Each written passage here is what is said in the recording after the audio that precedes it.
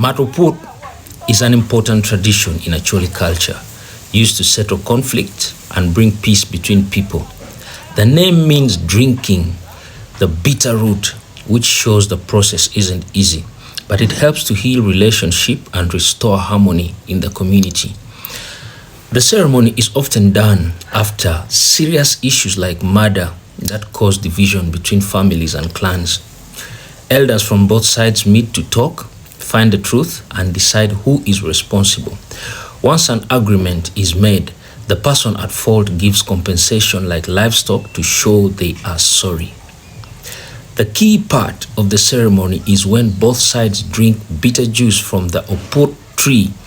This shows forgiveness and a promise to let go of anger and move forward in peace. Mato Oput is more than just a way to solve disputes. It teaches unity, forgiveness, and the importance of living in harmony, showing the wisdom of the Acholi culture to the world.